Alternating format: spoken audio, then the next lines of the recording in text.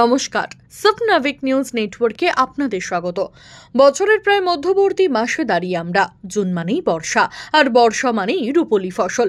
বাঙালির রসনায় তৃপ্তি জোগাতে যার জুড়ি মেলা ভার, সেই নিয়ে রয়েছে এবার সুসংবাদ। অবশেষে উঠতে চলেছে সমুদ্রে পাড়ি দেওয়ার নিষেধাজ্ঞা। চলতি মাসের 14 তারিখ থেকে ইলিশ ধরতে ট্রলার নিয়ে মাঝ সমুদ্রে পাড়ি দেবেন মৎস্যজীবীরা।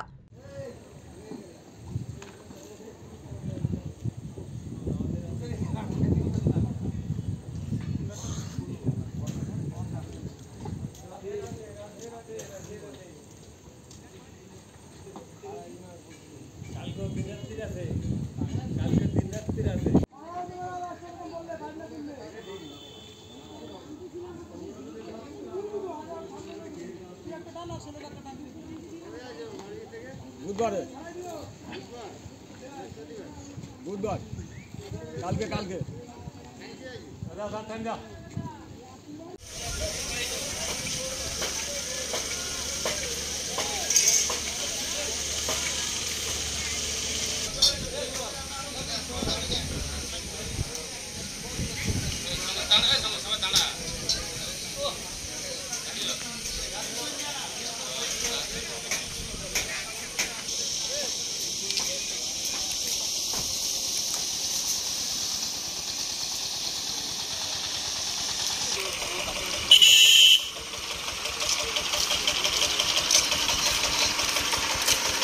এপ্রিলের 14 তারিখ থেকে জুনের 14 তারিখ পর্যন্ত এই 61 দিন ব্যান পিরিয়ড থাকে। এই 2 মাস ইলিশের প্রজনন সময় থাকার কারণে সমস্ত মাছ ধরার ওপর নিষেধাজ্ঞা জারি করে মৎস্য দপ্তর। উঠতে চলেছে সেই নিষেধাজ্ঞায়। হাতে গোনা 6টা দিন বাকি, তারপরেই ইলিশের সন্ধানে গভীর সমুদ্রে পাড়ি দেবে সুন্দরবনের কয়েক হাজার ট্রলার। 14 জুন আমাদের ব্যান পিরিয়ড শেষ হবে। 15 জুন থেকে আমাদের ফিশিংয়ে যাওয়ার জন্য সব রেডি হচ্ছে।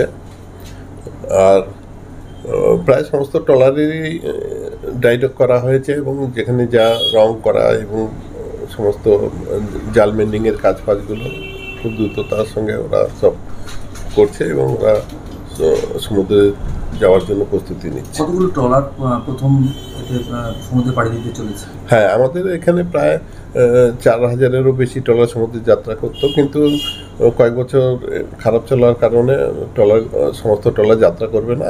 প্রায় ছোট বড় মিলে 2500-এর মতো ট্রলার সমুদ্রে যাবে এই বছর।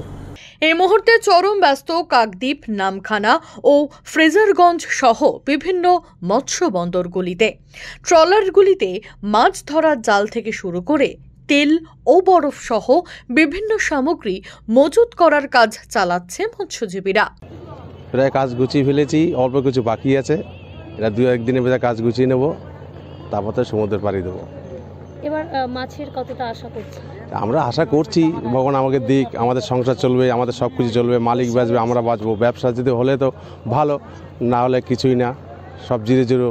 আমাদের খেতে খাওয়া দাওয়া A to Z আমাদের কষ্ট, সব কিছুতে সংসার চালানোটাই কষ্ট হয়ে যাবে ব্যবসা না পেলে। এই তো আমাদের মৎস্যজীবী, আমরা হলে ভালো, না হলে তো নয়।